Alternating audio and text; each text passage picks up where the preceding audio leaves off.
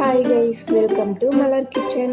இன்றைக்கி நம்ம என்ன பார்க்க போகிறோன்னா, என்னோடய ஸ்டைலில் வெஜிடபிள் பிரியாணி எப்படி செய்யுதுன்னு தான் பார்க்க போகிறோம். அதுக்கு முன்னாடி நம்ம பேஜை சப்ஸ்கிரைப் பண்ணாதவங்க சப்ஸ்கிரைப் பண்ணிவிடுங்க. அப்போது தான் நான் போகிற வீடியோ உங்களுக்கு நோட்டிஃபிகேஷனாக வரும்.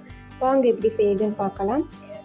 ஃபஸ்ட்டு மசாலா ரெடி பண்ணிடலாம். ஒரு மிக்ஸி ஜாடியில் 4 பச்சை மிளகா, ஒரு கைப்பிடி அளவு புதினா, பட்டை, லவங்கம், இஞ்சி, பூண்டு சேர்த்து நல்லா நைஸாக அரைச்சி தனியாக எடுத்து வச்சிடலாம். ஒரு குக்கரில் 3 table spoon oil, 1 table spoon கடுகு, 10 பல்லு பூண்டு, பிரியாணி இலை, சோம்பு, பட்டை, மராட்டி மொக்கு சேர்த்திக்கலாம். ஒரு கைப்பிடி அளவு புதினா சேர்த்து நல்லா கலந்து விட்டுக்கலாம்.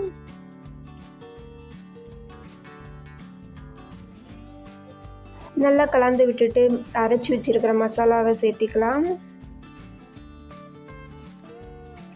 கொஞ்சமாக அதிலேயே தண்ணி ஊற்றி சேர்த்திக்கலாம்.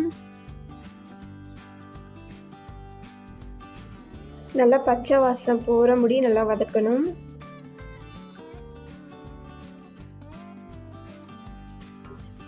நல்லா வதங்கிடுச்சு. இப்போ கட் பண்ணி வச்சிருக்கிற 5 தக்காளி, ஒரு கொத்து கருவேப்பிலை சேர்த்திக்கலாம். நல்லா கலந்து விட்டுக்கலாம்.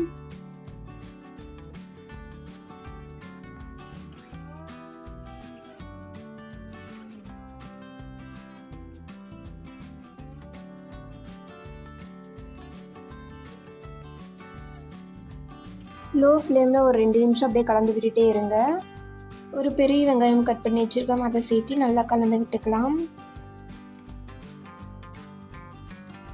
நான் இந்த காய் பிரியாணி செய்கிறதுக்காக நைட்டே நம்ம பட்டாணியை ஊற வச்சுட்டேன். ஊற வச்ச பட்டாணியை சேர்த்திக்கலாம்.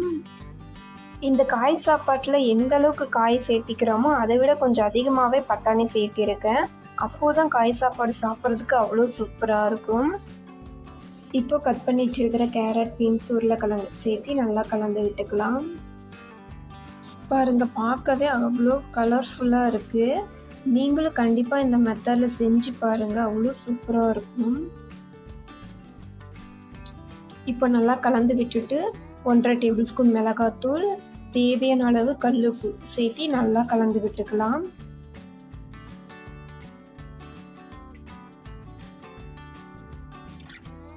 நல்லா கலந்து விட்டுட்டு 4 கிளாஸ் தண்ணி சேர்த்திக்கிறேன். நான் இன்னைக்கு 1 கிளாஸ் அரிசி தான் எடுத்திருக்கேன், அதுக்கு 4 கிளாஸ் தண்ணி சேர்த்திக்கலாம்.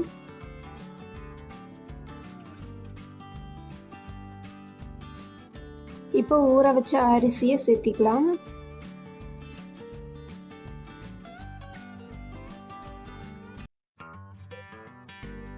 நல்லா கலந்து விட்டுக்கலாம்.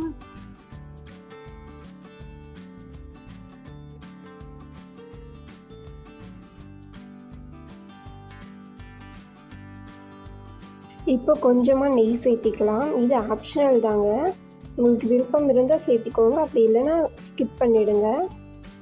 லைட்டாக கலந்து விட்டுக்கலாம்.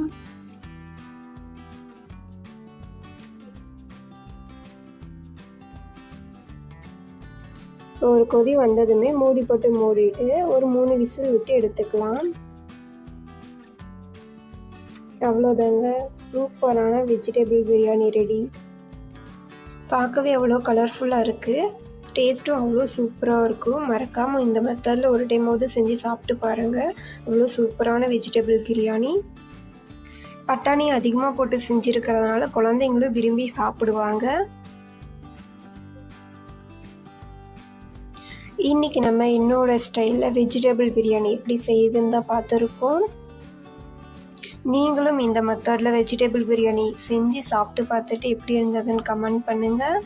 இந்த வீடியோ பிடிச்சிருந்ததுன்னா ஒரு லைக் பண்ணுங்கள், மறக்காமல் சப்ஸ்கிரைப் பண்ணுங்கள். ஓகே, பாய் கைஸ், நெக்ஸ்ட் வீடியோவில் பார்க்கலாம்.